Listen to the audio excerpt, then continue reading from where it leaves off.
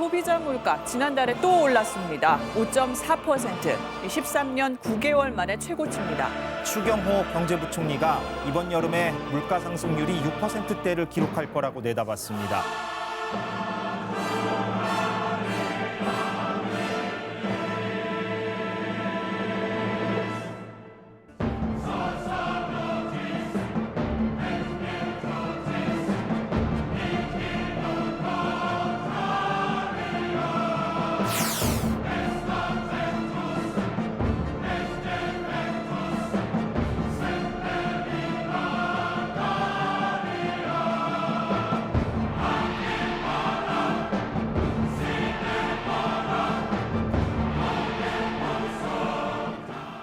네, 여의도 사사건건 시간입니다.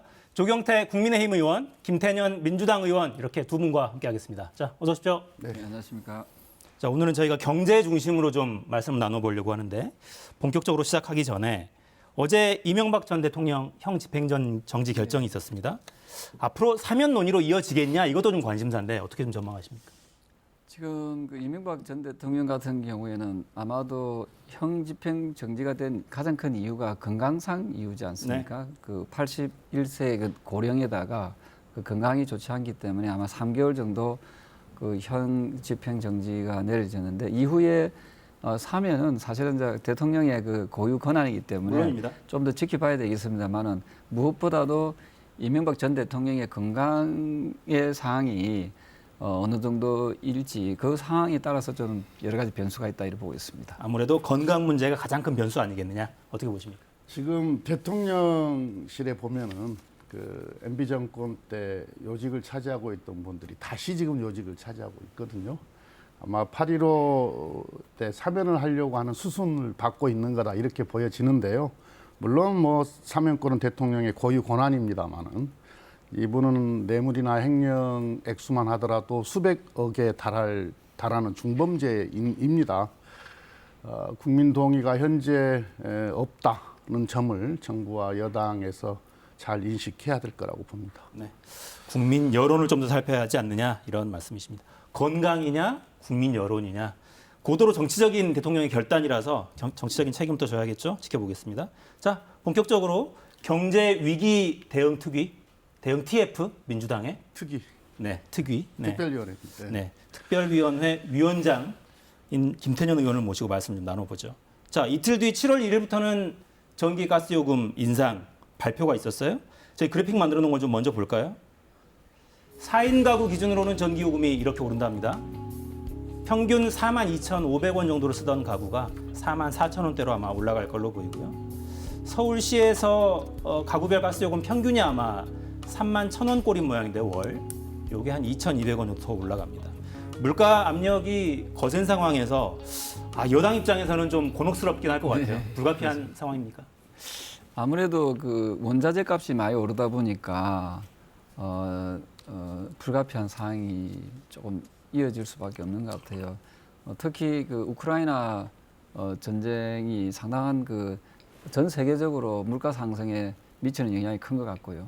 다만 제가 저기서 좀 드리고 싶은 말씀은 그냥 일방적으로 국민들한테만 그 고통 분담을 하라 하지 말고 저는 공기업들도 저는 어느 정도 고통 분담을 해야 된다 보거든요.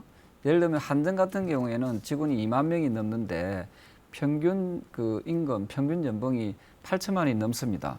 근데 타 공기업하고 비교하면은 그 타 공기업은 한 6천만 원 되거든요. 그러면 한 2천만 원 정도 차이가 나지 않습니까? 그래서 저는 그 한전에서도 좀 이렇게 구조 개혁에 대한 노력, 고통 분담을 좀 하면서 국민들께 물가 상승에 대한 그 전기 또는 가스 요금의 인상이 불가피하다 하는 것이 훨씬 더 설득력이 있지 않을까 생각을 합니다. 공기업의 고통 분담도 필요하지 않느냐라는 문제의식이시고 지금 물가가 가파르게 오르고 있기 때문에 이런 공공요금이 오르게 되면은 중소상공인, 영세 자영업자 또 취약계층, 이른바 서민들이 참 힘들어지거든요. 그래서 시기적으로 봤을 때 과연 이게 지금 적당한 시기인가, 조금 더 자제했어야 되는 거 아닌가 하는 생각은 있습니다만은 그런 조경태 의원 말씀하신 것처럼 지금 원자재 가격이 급등해서 상당한 부담이 있거든요. 그래서 만약에 불가피했다고 하더라도 취약계층에 대한 보호 대책도 함께 강구가 돼야 된다. 예를 들면 에너지 바우처의 확대라든지 또 각종 보조금 지급이랄지 이런 것들을 통해서 이 공공요금의 인상이 그대로 취약계층들에게 또는 취약 기업인들에게 전가되지 않도록 어떤 조치들을 함께 취해야 될 것이다 이렇게 생각합니다. 당정 간에는 이런 고민도 있을 것 같은데요. 일정하게 인상 자체는 불가피하다고 하더라도 네. 특히나 저소득층은 쓸 수 있는 돈이 많지 않은 상황에서 묶이는 돈이 많아지면 힘들어지잖아요. 그렇습니다. 그래서 제가 앞서 말씀드렸던 대로 그냥 일방적으로 그 전기요금, 가스요금을 올리려고만 하지 말고 저는 그 올리는 것도 역시 좀 속도 조절해야 되고 그리고 그 폭을 최소화시켜야 된다 보고 있거든요. 그 나머지 부족분에 대해서는 그 공기업들의 그 방만한 경영을 어느 정도 좀 구조 조정을 통해서 적자의 폭을 좀 줄여 나간다면은 국민들께서도 많은 이해를 하실 거다 이렇게 보고 있습니다. 네. 대통령이 호화 청사 이런 거 좀 팔아서라도 해야 되지 않느냐 이런 지적한 것도 비슷한 취지로 보이기도 하는데 원발에 오줌 누길 것 같기도 하고요. 지금 워낙 경제 상황이 안 좋아서 그렇습니다. 그거 일부 처분한다고 뭐 큰 도움이 될까 싶어요. 예, 방금도 말씀드렸듯이 이게 이제 물가가 오르거나 특히 이제 전기료, 뭐 가스비 이런 게 오르게 될 경우에는 어쨌든 이 서민들, 취약계층들이 가장 고통스럽거든요. 그래서 이 재정을 투입해서 에너지 바우처 또는 보조금 확대 이런 것들이 같이 수반되지 않으면 안 됩니다. 뭐 공공기관의 어떤 뭐 구조조정이나 뭐 원가 절감이나 이런 것들은 사실 그 비중이 크질 않거든요. 예. 그리고 시간도 많이 걸리고 걸릴 시간도 거고요. 걸리고. 네, 네. 자, 한전 적자 문제가 또 굉장히 심각한 주제 중에 하나로 떠오르는데 전기요금을 인상해봐야 적자 줄이는데 도움이 크게 안 될 거다 이런 분석까지 나오고요. 근데 문제는 또 적자 원인 두고 여야 진단이 다릅니다. 관련 발언 들어보시겠습니다. 문재인 정권 5년 내내 탈원전은 성적이었어요. 그러다 보니까 한전이 에너지원을 원전은 가동 비율을 줄이고 그다음에 가스 발전 또 석탄 발전 이런 비중을 높이다 보니까 가스값이 올라가고 석탄값이 올라가니까 결국은 적자로 될 수밖에 없었다. 저는 그렇게 말씀드립니다. 전기요금 인상은 탈원전 또는 원전하고는 관계가 없습니다. 원유, 석탄, 가스 등 화석연료 기반으로 전력 생산을 하는 우리나라의 구조에서 그런 연료의 가격이 오르면 당연히 생길 수밖에 없는 것이 현실입니다.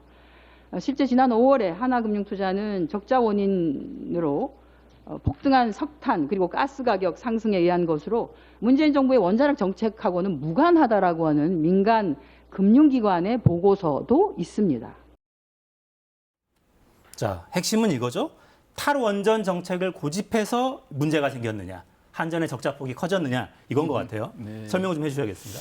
저는 탈원전 정책도 저는 영향을 많이 받았다 생각합니다. 그냥 가장 큰 원인은 이제 원자재 값이 석탄이나 그 가스 값이 많이 올라서 그런 영향이 있습니다만 어차피 석탄이라든지 가스가 와 관련된 발전소는 이제 LNG 발전소라든지 이런 부분이지 않습니까? 그게 훨씬 더 생산 원가가 원자력보다 더 비싸거든요. 더 많이 들기 때문에 LNG 발전소를 많이 돌릴수록 상대적으로 원가가 많이 비싸지겠죠. 그래서 문재인 정부 들어왔을 때 보니까 약 8% 이상이 원전을 가동률이 많이 떨어집니다. 전 정권에 비해서. 예, 떨어지고 상대적으로 LNG 발전소를 화력 발전소를 더 많이 가동률이 높아지거든요.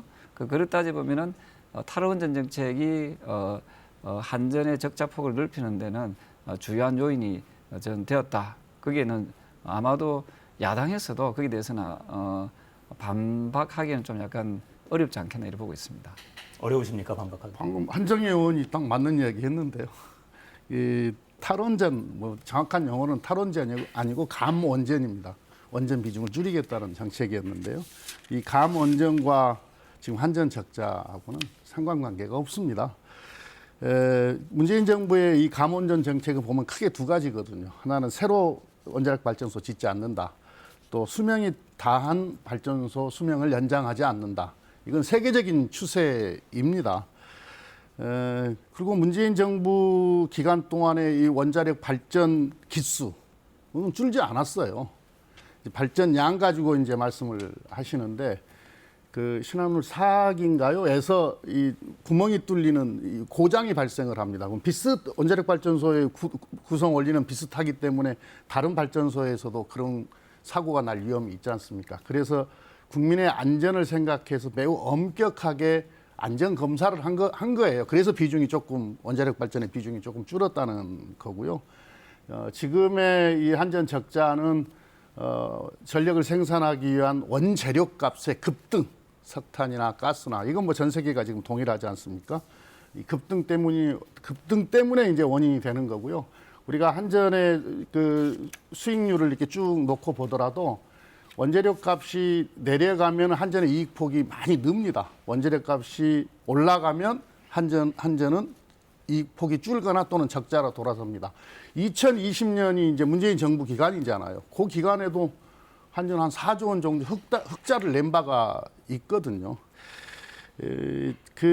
아까도 말씀드렸듯이 지금 재생에너지를 확대해야 되는 이유 중에 하나가 바로 이런 화석연료의 원재료 값이 급등했을 때 전기 생산 원가가 많이 비싸지지 않습니까? 그런데 신재생에너지는 태양이나 바람으로 전력을 생산하기 때문에 원재료 값이 들지는 않거든요. 네. 그래서 이 신재생에너지를 확대하는 것 또는 수소경제로 전환하는 것 이런 것들이 세계적인 추세다 이렇게 말씀드리고 싶습니다. 네.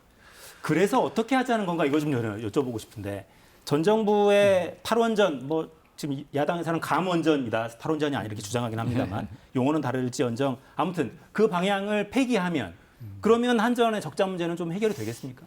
사실 문재인 정부 들어왔을 때 그 원전의 이용률이 65%까지 떨어진 적이 있거든요. 네. 근데 이명박 박근혜 정부 때는 원전 이용률이 대략 보니까 80% 이상이었습니다. 그 원전 이용률이 높아지면 높아질수록 한전의 적자폭을 좀 줄일 수 있다. 이 부분에 대해서는 아마 공감을 하실 거라 보고 있고요. 그럼 또한 전기 요금이 물가 상승률에 대해서 전기 요금이 그동안에 억제된 부분도 있거든요. 그래서 일부 전기 요금을 또는 가스 요금을 좀 인상시켜 줄 필요가 있는데 그든 말씀드리지만은 그러한 인상폭을 급진적으로 해서는 안 된다는 거지요. 그러니까 점차적으로 할 수 있도록 여러 가지 노력을 해야 됩니다. 근데 보십시오. 지난 문재인 정부 때 보면은 나주에다가 한전공대를 짓는다 해가지고 한전공대가 무려 1조 6천억 정도 들어가는 그런 사업이거든요. 이런 데 대해서 지나치게 검증 없이 그냥 막 이 정책적으로 그냥 강행 처리하려고 하는 그런 모습들은 조금 이제 자제해야 된다는 거죠. 그러니까 한전이 예를 들어서 적자를 보고 있는 공장이라고 했을 때 과연 거기서 대학을 지으라면 대학을 지을 수 있겠습니까? 그런 부분에 대해서 어찌 보면은 이 적자의 요소가 있는 그런 부분들은 저는 좀 그 요인들을 제거해 주면서 국민들한테 고통 분담을 하자고 하는 것이 훨씬 더 설득력이 있다 이렇게 보고 있는 거죠. 네. 원전 관련 정책뿐 아니라 그때가 그 공대 지을 타이밍이었냐 이런 지적이에요. 아니 에너지 산업의 발전을 위해서 인력을 양성하기 위한 교육기관은 필요한 거고요. 그런 측면에서 한전공대는 기획이 되었고 지금 이제 신입생까지 받아들여서 운영을 하고 있는 건데 뭐 지금 전기료 오르는 거하고 그거하고 이렇게 갖다 붙일 일은 아닌 것 같습니다. 네. 자, 전기료 가지고도 이게 참 어렵네요. 그러니까 전기료 인상을 왜 그 한전 사장이 의원총회 와서 10차례 정도 올려야 된다고 요구했는데 문재인 정부에서 막았다 이런 주장도 있었잖아요. 그 내용은 어떻게 받아들이세요? 아주 원색적으로 이야기를 했던데요. 코로나 기간입니다. 코로나 기간에 경제 위기가 왔었고 특히 이 서민들이나 취약계층들이 아주 엄청나게 어려웠지 않습니까? 그다음에 중소기업, 소상공인들, 영세 자영업자들 다 어려움에 처했잖아요. 그런 상황에서 어떻게 전기요금을 인상을 할 수가 있었겠습니까? 그래서 재정으로 그렇게 인상하지 못한 것들은 재정을 투입해서 막았던 것 아니겠습니까? 네. 그러니까 가장 큰 문제는 전 정권의 정책적인 오류였다 이렇게 판단을 여전히 하고 계시고. 저는 문재인 정부가 인상을 하지 마라 한다 해가지고 그걸 굴복한 그 공기업도 문제가 있다고 생각합니다. 그래서 그 당시에 좀 소신 있게 이런 부분에서 정말 절박하니까 인상을 해야 됩니다 하고 우리 정치권이나 정부에다가 요청을 했으면요. 그 진정성이 있었으면 왜 인상을 되지 않았겠습니까? 잘 보십시오. 아니 그 적자가 그렇게 심각하게 난다고 하면은 어떻게 그게 무상으로 대학생들 그 저 한전공대 학생들 다 그 저 등록금이 다 공짜잖아요. 그리고 그 대학 교수들 그 연봉을 어쩌면 수억씩 주고 어떻게 대학을 그렇게 설립할 수 있겠습니까? 잘 나가지 못하는 것 같으면은. 그래서 이런 부분에 대해서 한전이 전 정권 탓만 하지 말고 자신들도 과연 그런 자구 노력을 했는지에 대한 냉철한 비판을 반성을 해야 된다 이런 생각을 합니다. 네. 한전의 자구 이 부분을 계속 좀 강조하시네요. 네. 한전은 이 내용 또 어떻게 듣고 있을지 보겠습니다. 자, 주제를 살짝 좀 바꿔볼까요? 어제 추경호 경제부총리가 이런 발언했습니다. 경총 회장단 만난 자리에서 했는데 임금 상승 관련 발언 들어보시겠습니다. 최근 일부 IT 기업과 대기업을 중심으로 높은 임금 인상 경향이 나타나면서 여타 산업 기업으로 확산될 조짐을 보이는 매우 우려스러운 상황이 지금 나타나고 있습니다. 과도한 임금 인상은 고물가 상황을 심화시킬 뿐만 아니라 대기업과 중소기업의 임금 격차를 더욱 확대시키고 또 중소기업 근로 취약계층의 상대적 박탈감도 키우고 있습니다. 최저임금 인상이 물가의 추가적 상승을 일으켜 자영업자와 영세 중소기업을 더 어렵게 한다는 것입니다. 이분들을 어렵게 하는 게 과연 최저임금일까요? 추경호 경제부총리는 경총 간담회에서 과도한 임금 인상을 자제해야 한다며 사실상 최저임금위원회에 가이드라인을 제시하는 듯한 발언을 하여 빈축을 사고 있습니다. 자, 일부 IT 기업과 대기업을 중심으로 높은 임금 인상 경향이 나타나면서 확산 조짐이 보인다, 우려스럽다 이런 취지입니다. 어떻게 들으셨어요?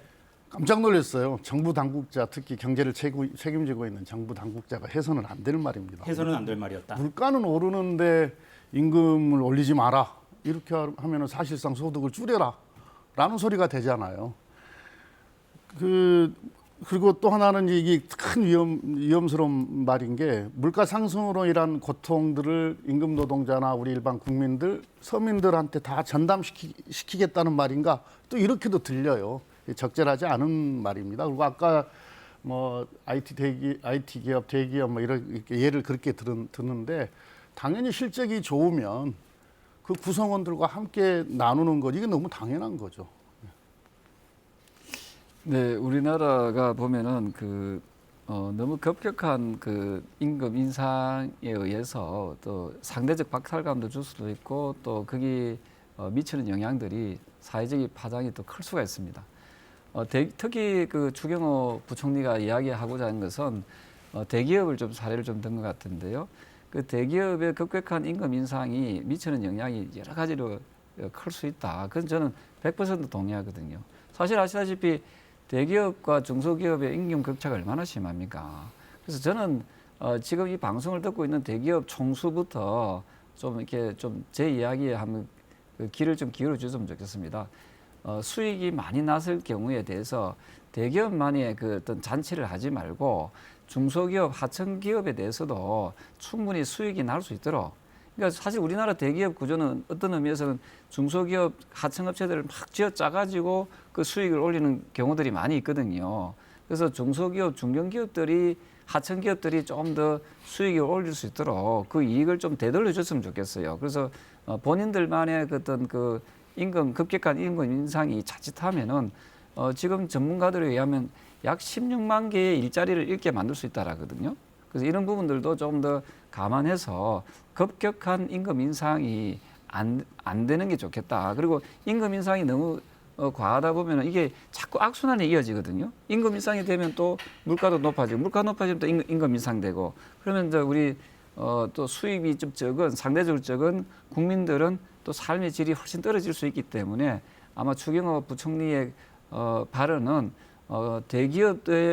대기업이나 좀 잘 나가는 기업들이 하청업체들이나 조금 더 어려운 그 기업들에게 조금 더 선순환 구조가 되었으면 좋겠다. 그런 취지로 받아들이고 있습니다. 조경호 부총리는 지금 조경태 의원이 이야기한 것처럼 그런 뜻으로 이야기한 게 아닙니다. 지금 최저임금 산정위원회가 지금 협상 중에 있지 않습니까? 특히 최저임금 인상을 어떻게든 억제하기 위한 그런 뜻으로 발언을 한 거고요. 조경태 의원께서 말씀하신 것처럼 대기업의 이익이 중소기업과 함께 상생돼야 된다, 함께 나눠져야 된다는 데서는 저는 뭐 100% 동의를 하고요. 다만 이제 이런 게 있는 겁니다. 지금 코로나 착시 현상이라는 게 있는 건데 코로나 때 사실 소비가 많이 위축이 되었지 않습니까? 그래서 이제 코로나가 일정 정도 지금 이 끝에 오면서 뭐 보복 소비나 이제 이런 것들 때문에 좀 소비가 많이 활성화된 것처럼 보이는데요. 조금 더 가고 물가가 이렇게 올라가게 되면은 소비가 지금 위축될 가능성이 매우 높습니다. 소비가 위축이 되면 경제 활력을 급속히 상실할 가능성이 있거든요. 우리가 일본의 예를 놓고 보더라도 기업의 수익률은 꾸준히 우상향되고 있는데 이 임금 근로자들의 임금은 계속 이 수평선을 그리고 있거든요. 올려주질 않았어요. 그 바람에 일본 경제가 활력을 확 잃어서 지금 잃어버린 20년, 잃어버린 30년 이러고 있지 않습니까? 소비 가처분 소득을 늘려서 소비 여력을 만들어내는 것, 이것은 우리 경제 활력을 계속 만들어내는 데 있어서도 중요한 문제입니다. 이제 조경태 의원 하신 말씀은 사실 여야 가릴 것 없이 동의하지 않을 정치인은 저는 없을 거라고 보고, 질문을 이렇게 한번 드려볼까요? 그러니까 최근에 정부 여당 쪽에서 나오는 이 흐름들을 보면 종부세를 좀 인하해주거나 법인세를 좀 인하하거나 감면하거나 좀 이런 목소리가 계속 나오면서 한편으로는 임금 인상을 좀 자제했으면 좋겠다. 이게 노동계가 듣기에 좋은 이야기일까 싶은 생각이 있고, 그러니까 왜냐하면 물가가 올라간다는 건 정부 당국자들도 아주 인정하고 있는 고물가 상황이기 때문에 다음 달엔 6%대로 올라갈 거라는 거 아니에요?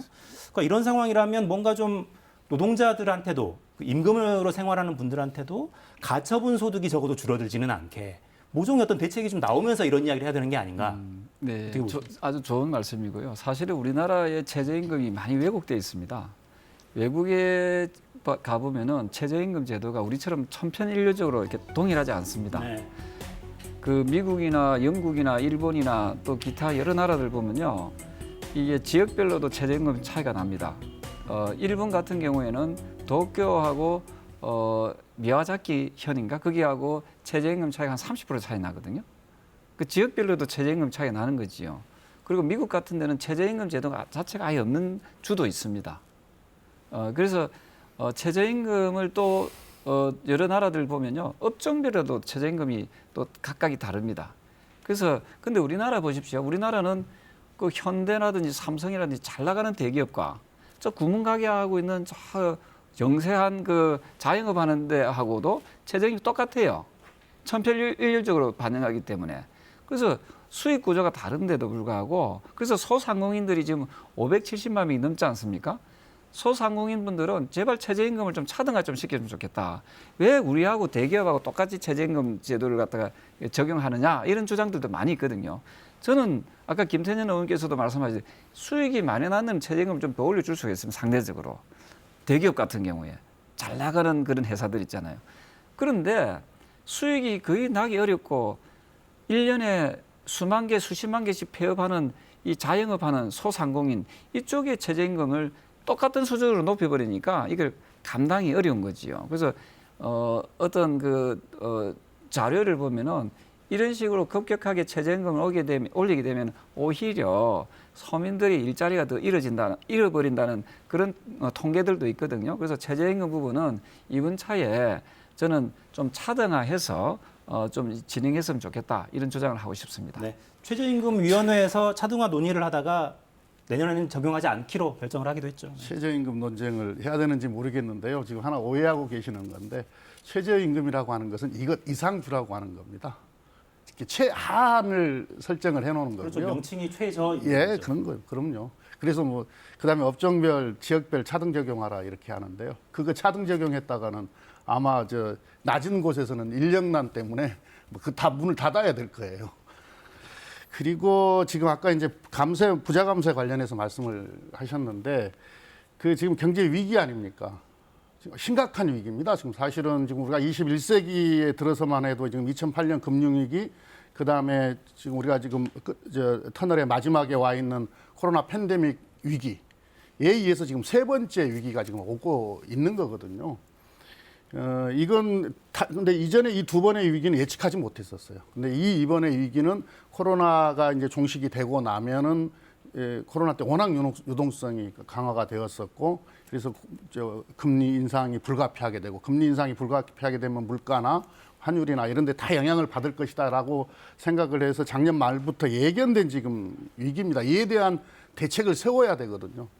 그런데 지금 제일 먼저 들고 나온 게, 이 새 정부 들어서 제일 먼저 들고 나온 게 이른바 대기업 법인세 뭐 깎아주겠다. 이런 옛날에 MB 정부 때 했던 그 부자 감세 정책, 이걸 도로 들고 나온 겁니다. 근데 아까도 말씀드렸듯이 이 물가 상승 시기에는 또 경제 위기 때는 중소기업이나 소상공인이나 영세 자영업자나 취약계층들이나 이게 훨씬 더 고통스럽거든요. 그래서 경제의 활력을 잃지 않게 하는 것도 만들어야 되고, 또 사회 안전망을 더 확고하게 구축을 해야 될 시기인데 느닷없이 감세를 해버리면 어떡하겠다는 얘기인지 저는 도대체 이해할 수가 없습니다. 설명 좀 해주시겠어요? 제가 감세는 왜 들고 나온 건지. 우리나라가 사실 기업하기 좋은 환경을 만들지 않으면 일자리는 없습니다. 또 특히 좋은 일자리가 없지요. 최근에 정부에서 아주 야심차게 발표한 것 중에 향후 5년간 기업에서 무려 1,000조를 투자한다 하고 대서특필 낸 적 있지 않습니까? 그 국민들은 1,000조니까 일자리가 많이 생기겠구나 했지만 그 속사를 안을 쭉 들어가 보면요. 속내를 들어가 보면요. 그 중에서 상당히 많은 비중이 해외 투자입니다.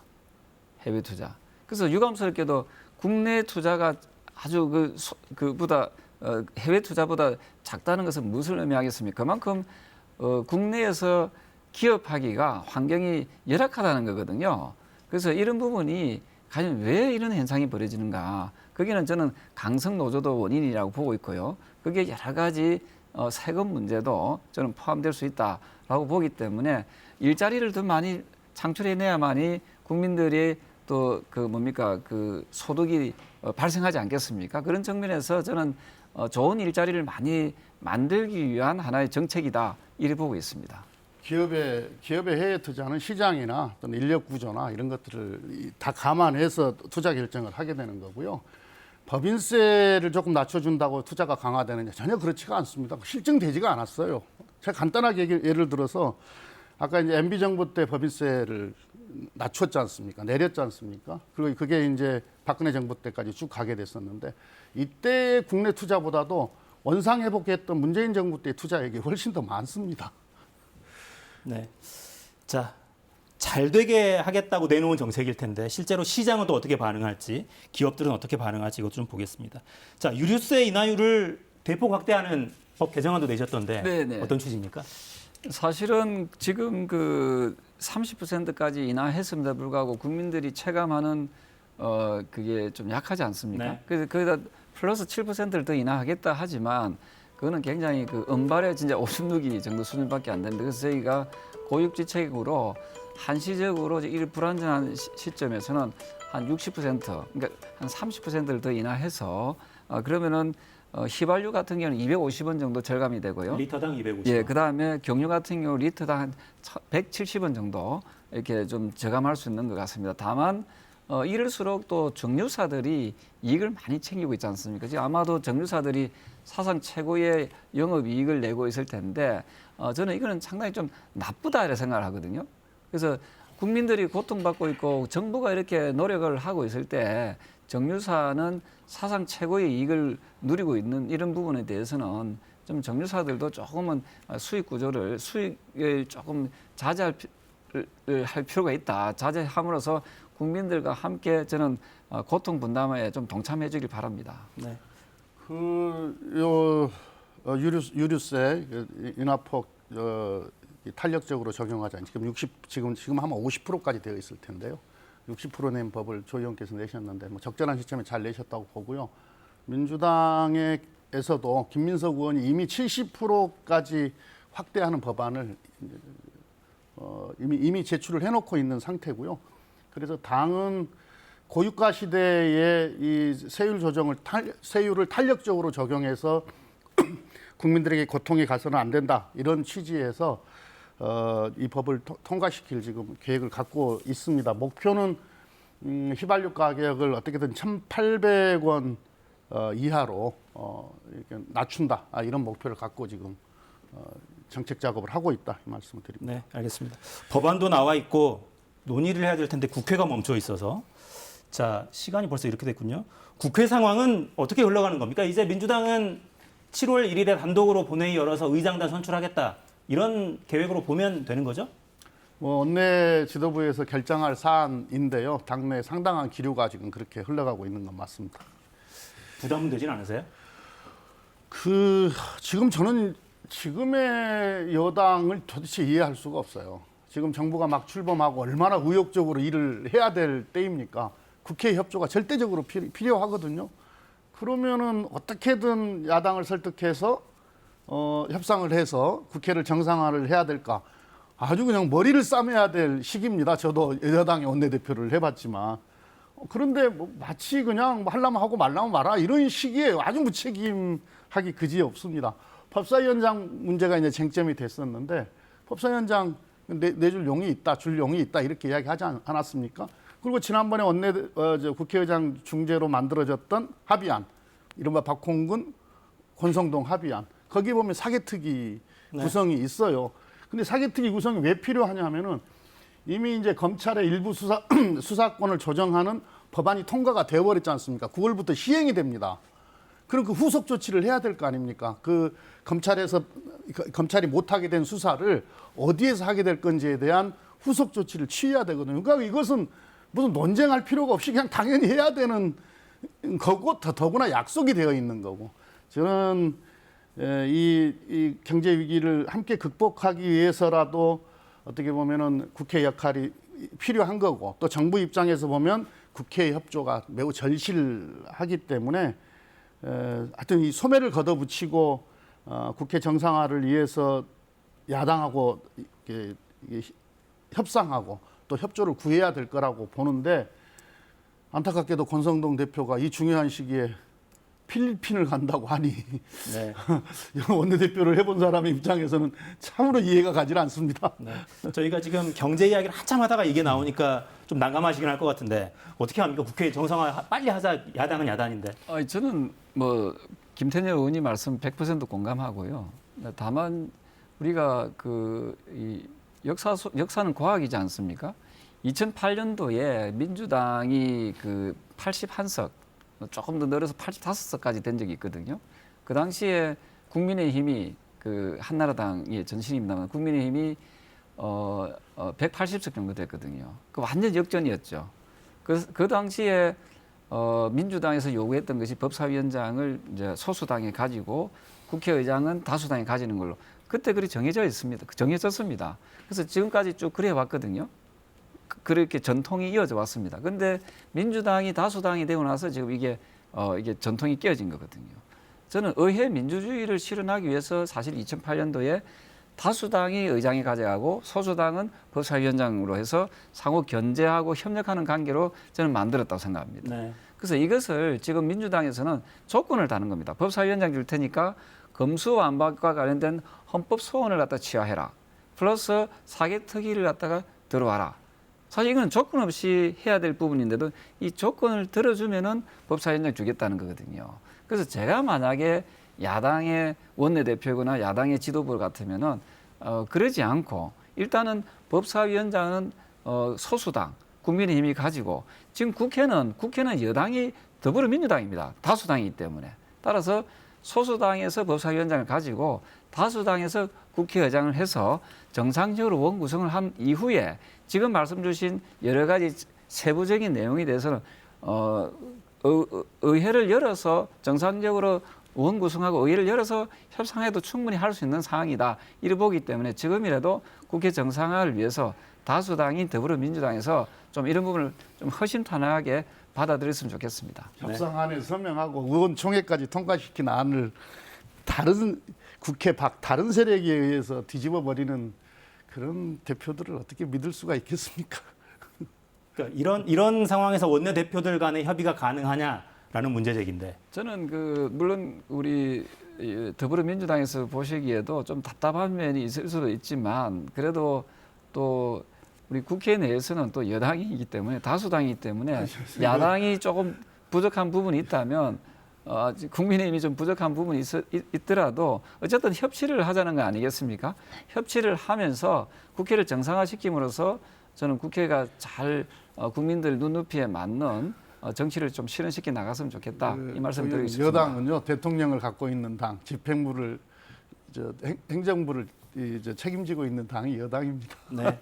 자, 이제 이 시기를 역사가 어떻게 기록할지. 아무튼 국정에 대한 최고 책임은 대통령이 지게 되고 국회 상황에 대한 책임은 여당 원내 지도부가 나중에는 지게 되죠. 지금은 서로 말폭탄을 주고받을 수 있는데 정말 국민 입장에 답답합니다. 빨리 좀 어떻게 했으면 좋겠어요. 마무리하겠습니다. 김태년, 조경태 의원 두 분과 함께했습니다. 감사합니다. 감사합니다.